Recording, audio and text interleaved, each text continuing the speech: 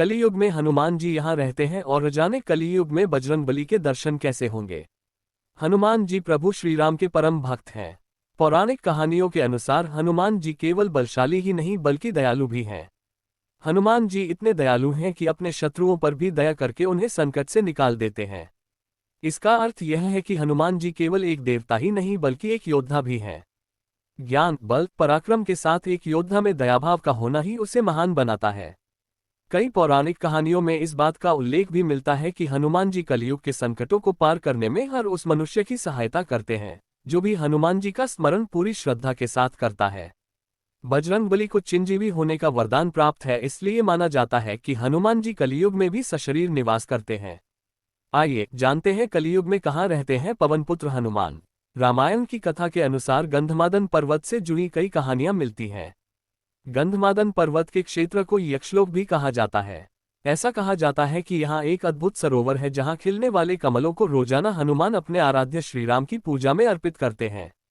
श्रीमद्भागवत में वर्णन मिलता है कि द्वापर युग में भी हनुमान जी गंधमादन पर्वत पर निवास करते थे। इसी क्षेत्र में हनुमान जी भीम से मिले थे।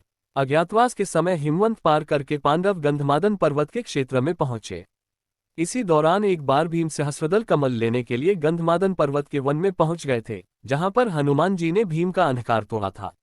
इस पर्वत पर कई ऋषि मुनि, देवता, गंधर्व निवास किया करते थे। कलयुग में हनुमान जी गंधमडक पर्वत पर रहते हैं। श्रीमद्भागवत कथा के अनुसार हनुमान जी त्रेता युग में भी थे और द्वापर युग में भी कई वर्षों तक इस जगह पर विचरण किया करते थे। वहीं कलियुग के आगमन के समय हनुमान जी ने गंधमादन पर्वत पर ही निवास कर लिया। गंधमादन पर्वत हिमालय के कैलाश पर्वत के उत्तर में स्थित है। प्राचीन काल में सुमेरु पर्वत की चारों दिशाओं में स्थित गजदंत पर्वतों में से एक पर्वत को गंधमादन पर्वत कहा जाता था। यहाँ पर महर्षि कश्यप ने तपस्या की थी। ये पर्वत धन के देवता कुबेर के क्षेत्र का हिस्सा था।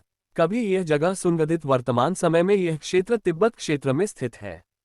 गंधमादन पर्वत पर बना हुआ है हनुमान जी का मंदिर। गंधमादन पर्वत से जुड़ी पौराणिक मान्यता है कि रामायण काल में हनुमान जी अपने वानर मित्रों के साथ यहीं पर बैठकर युद्ध की रणनीति बनाया करते थे।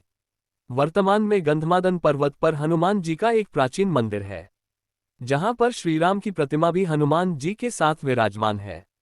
मान्यता है कि हनुमान जी अपने भक्तों को दर्शन देने के लिए इस पर्वत पर रूप बदल कर आते हैं।